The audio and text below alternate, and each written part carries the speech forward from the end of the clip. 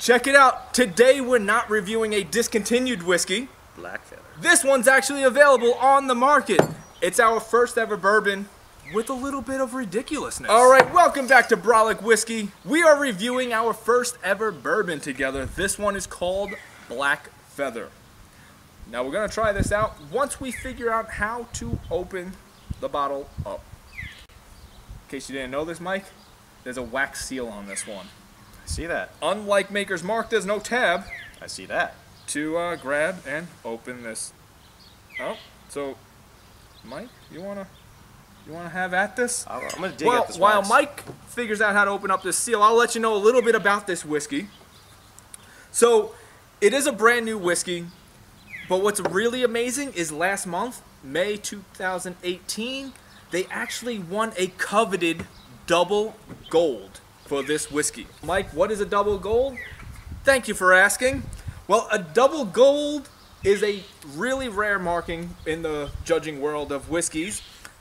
It's basically where the entire judging panel does a double blind tasting, and they all have to rate it as a gold.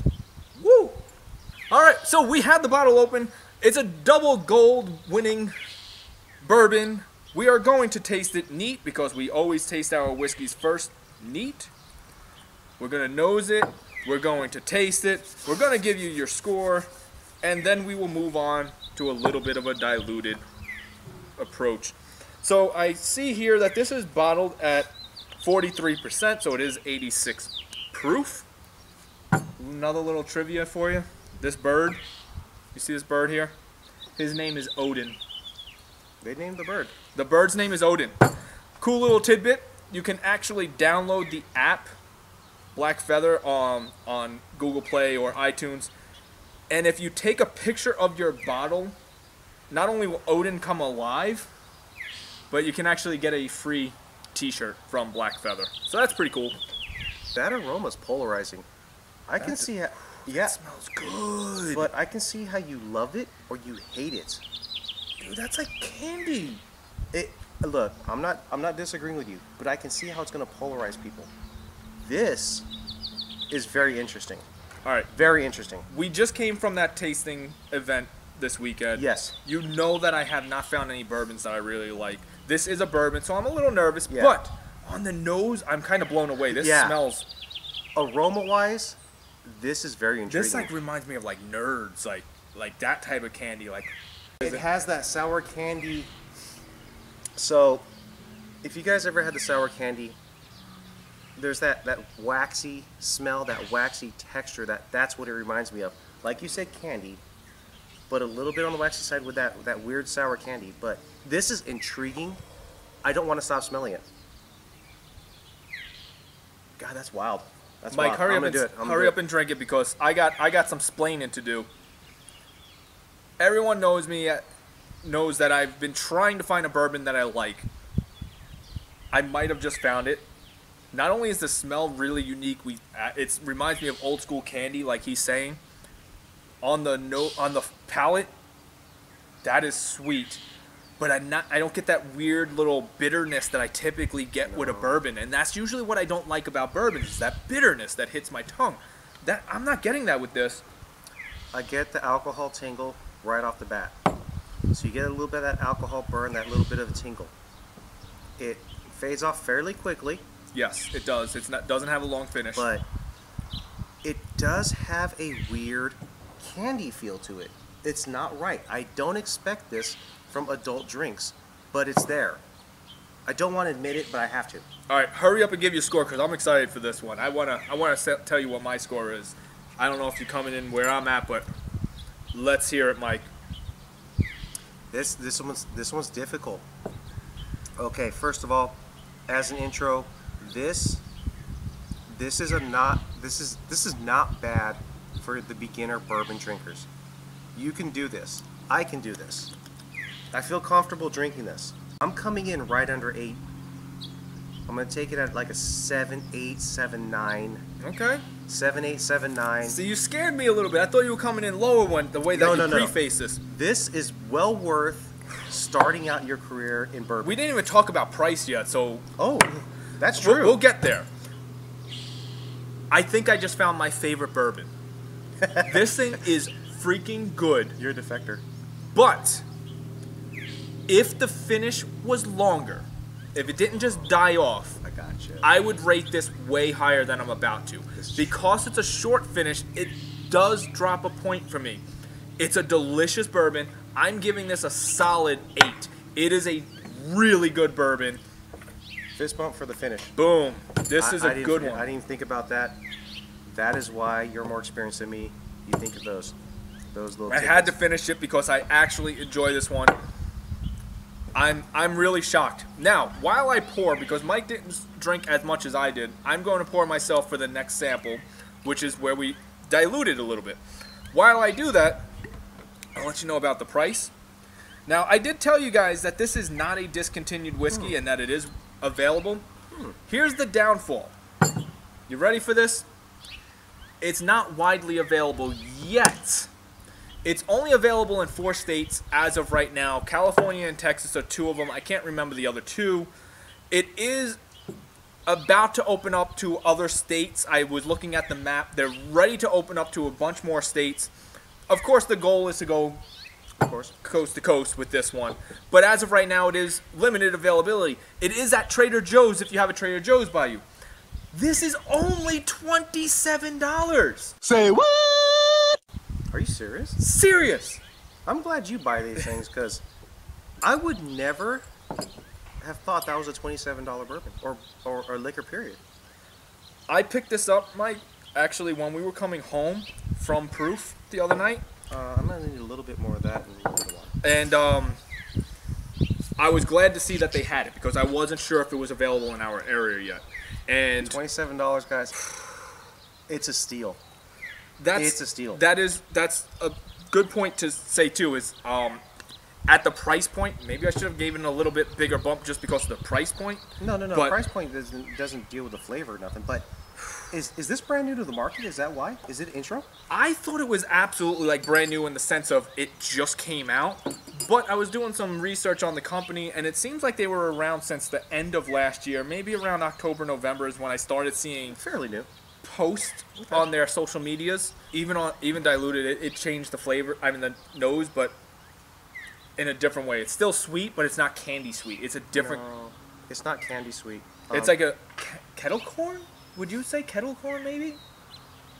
I don't think no. Oh God, Caramel? This is perplexing. I've never smelled anything like this. Look, okay, so we went to an event. There's probably good 50 to 70 whiskey companies there. 225 whiskeys to sample. I was close. We smelled a lot. Nothing came near this aroma. No, this is unique to me. This is very unique, and again, I'm gonna use the same word because it's probably the biggest word I know. Perplexing. It is perplexing. So while Mike tries to dial in a little bit, the reason I found this is I follow Rob Dyrdek on Instagram.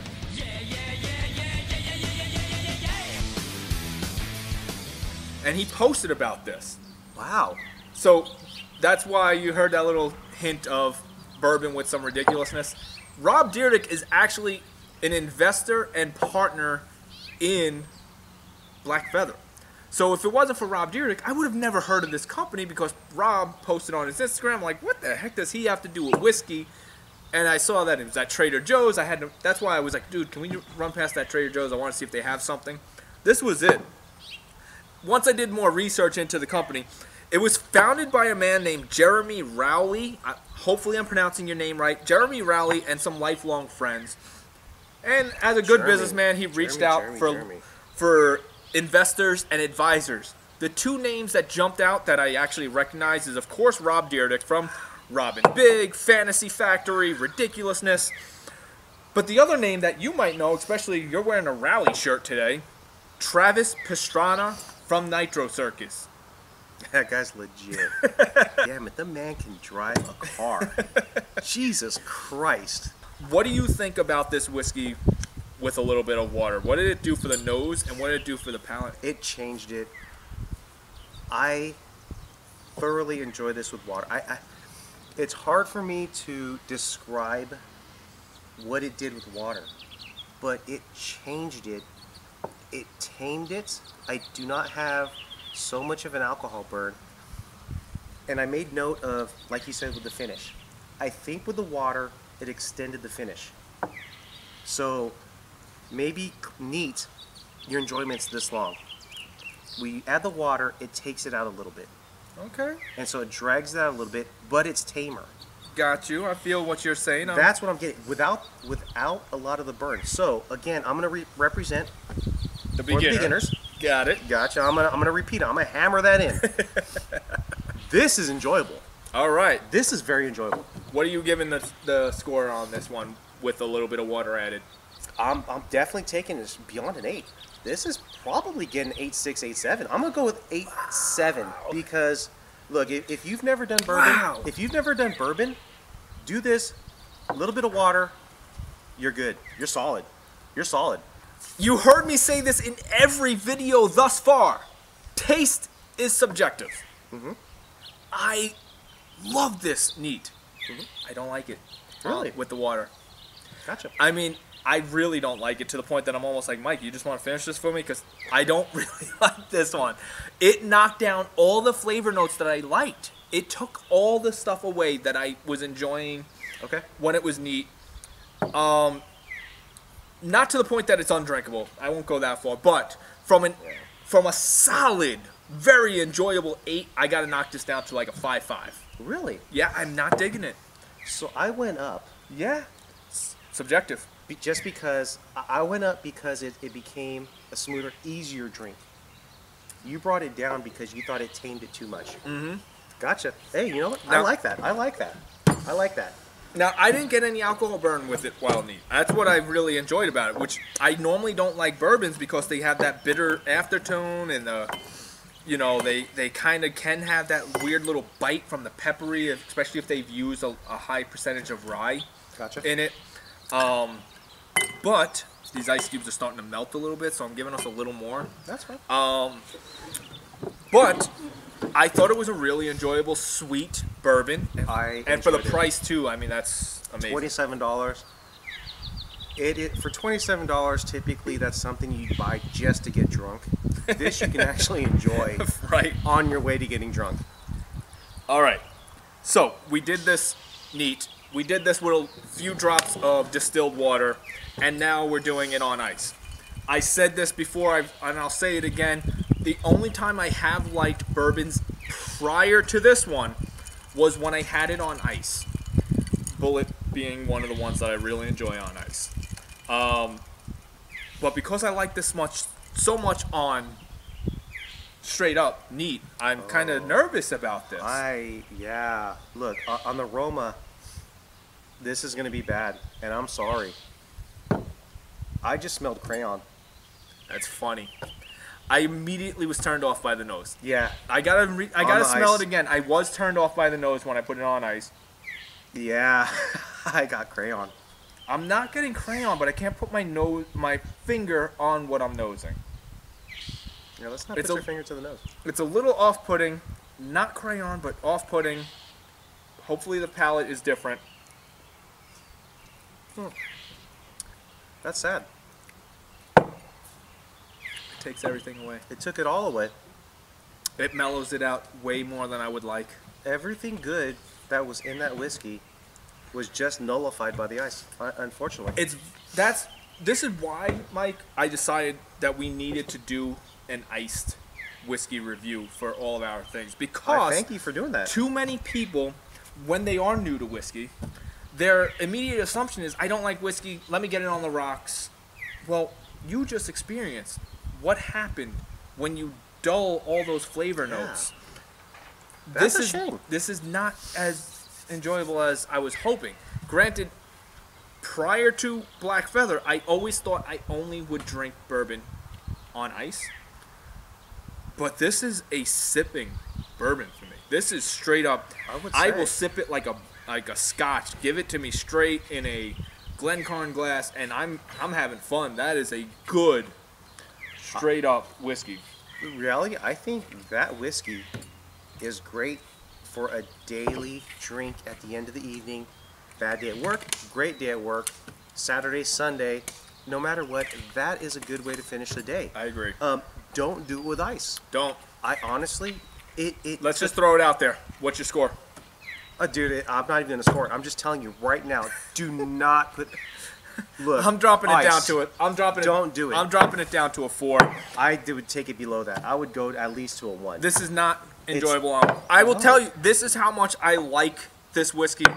As we give our outro, as we say goodbye to we're our doing fellas, another one? let us... Thank you. This is this enjoyable that we are going to drink it neat just to give you guys our outro while I'm pouring. Mike, shouldn't they subscribe to our channel? I'm going to say yes. You should subscribe. Hit that little bell icon. Dave does podcasts. Dave, what's your podcast? I have another podcast. It's Brolic Whiskey, so it's easy to find me both on YouTube and on the podcast, Brolic Whiskey. We also have a blog where we write about different events that we go to and different things that are happening, so follow us there too. But follow us. And what do we mean by we blog? We mean Dave. We is the YouTube. We YouTube together. Yes. But, oh my God. Go back to the nose on this. Seriously, neat. This is in its own different world compared to every bourbon I've ever had. I'm really, really shocked that it's at this price. Black Feather, if you're listening, just because I'm telling you that I love it at this price, please don't raise the price. Don't do it. I will buy this all day long. This, I promise you, will be a permanent spot on my shelf. I will always have a Black Feather on my personal shelf if you keep it under $30, because if you already proved that you can do it at $27.99, you can probably still go $29.99 and boom, make a profit. Keep me as a fan. Hey, honestly, I don't know anything about Black Feather, but if you only have that in your line, expand. For God's sakes, please expand your lineup. I want to try the next one. This is their only product. As of this moment, this is their only product that they have. I'm telling you, I don't know if I could say I'm a bourbon fan yet, but I can tell you, I am truly a fan of Black Feather. This is the most enjoyable bourbon I've had to date. I'm loving this, and I'm glad this doesn't come with any ridiculous prices, like $100 a bottle. PR. Look, everyone, look. Buy the goddamn bottle. Enjoy it. Buy the damn bottle. I'm not a specialist. I'm not a... This is really good, neat. I'm not a Somalian. Somalian? I'm not a Somalian. Enjoy the bourbon. This is good. This is legitimately good. And with that being said, hit the bell icon, hit that subscribe. Let us know what bourbons you think we might like. Leave it down in the comments section.